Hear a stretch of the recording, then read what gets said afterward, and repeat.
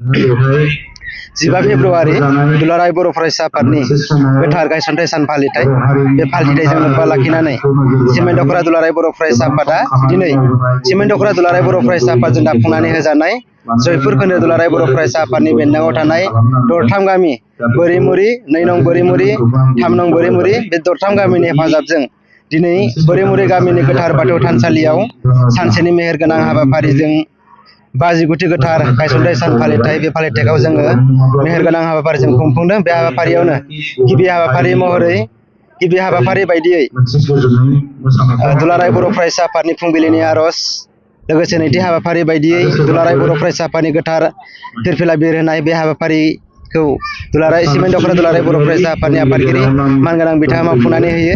बेनि उनावनो मुंख्लंफोरनि मुङाव बिबार बावनाय हाबाफारि, बे बिबार बावनाय हाबाफारियाव जोंनि हांख्रायनाय लेखायै सिमेन्ट दख'रा दुलाराय बर' फरायसा आफादनि बुंथिगिरि मानगोनां मुस्रि मानिक बसुमतारी बिथाङा बे हाबाफारिखौ मावफुंनानै होयो। लोगोसे बड'फानि सावगारियाव बिबार बावनाय बे हाबाफारियाव जोंनि मोनसे समनि बोखावजायै लखिमपुर जिल्ला दुलाराय बर' फरायसा आफादनि आफादगिरि मानाव गेदेर मुस्रि डम्बरु दैमारि मानगोनां सारा जोंनि गेजेराव बड'फानि सावगारियाव बिबार बावनाय बे हाबाफारिखौ मावफुंनानै होयो। लोगोसे सिमेन्ट दख'रा दुलाराय बर' फरायसा आफादनि गायसनगिरि गाहाय नेहाथारि मुस्रि हरेन दैमारि सारा जोंनि गुफुर फारौ बिर होनाय बे हाबाफारिखौ मावफुंनानै होयो। लोगोसेनो बेजों लोब्बा लाखिनानैनो जोङो बेलुन बिर होनाय हाबाफारि, बे हाबाफारिखौ सिमेन्ट दख'रा दुलाराय बर' फरायसा आफादनि बोसोनगिरि मानगोनां मुस्रि तिराब रामसियारि मानगोनां सारा बेलुनखौ बिरहोयो। लोगोसे बेजोंनो लोब्बा लाखिनानै मुलुगाव जोंनि मिथिंगानि थासारिखौ बा मुलुगखौ थाजिम बा रैखाथि खालामनो थाखाय जों दुलाराय बर' फरायसा आफादा मोनफ्रोम हाबाफारियाव बिफां गायनाय हाबाफारि बेखौ जों लाबोबाय थायो। बे हाबाफारि गोथार गायसनथाइ सानजों लोब्बा लाखिनाय बिफां गायनाय हाबाफारिजों जोङो मोनसे समनि सिमेन्ट दख'रा दुलाराय बर' फरायसा आफादनि सोलोंथाइ नेहाथारि आरो मोनसे समाव धेमाजि जिल्ला दुलाराय बर' फरायसा आफादाव सुबुं फोनांजाब नेहाथारि महरै खामानि मावलांनाय मानाव गेदेर मुस्रि देबेन्द्र बसुमतारी मानगोनां बिथाङा बे हाबाफारिखौ मावफुंनानै होयो।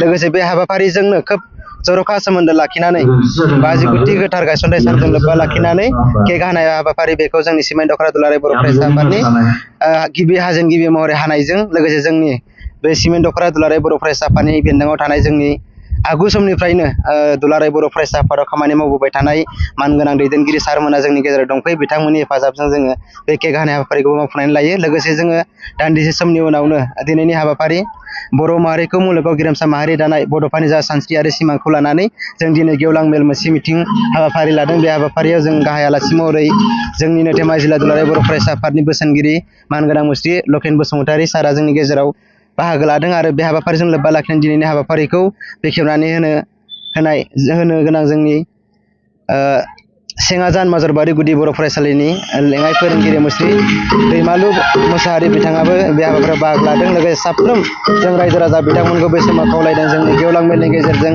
जोंनि नैबे मोनथाम गामि हालामाव रायजो जानाय रायजो राजा बिथांमोना बा माखासे लाइमोन बिथांमोना बे हाबाफारिनि गेजेरजों खोब मोजां मोनसे हारिखौ, समाजखौ, न'खरखौ, फारफ्रोम बिथिंखौ गोजोर आरो गोथों मोनसे सानस्रिखौ लानानै गाव गावनि गोसो सानस्रिखौ दावगालांनो हायो, बेखौ मिजिंथिनाय थादों।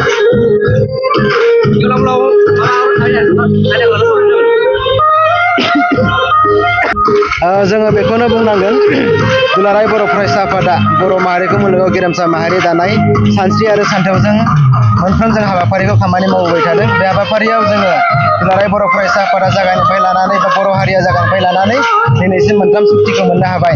गिबि बिएससिनिफ्राय लानानै बिटिसिनिफ्राय दिनै बिटिआर मोनबाय।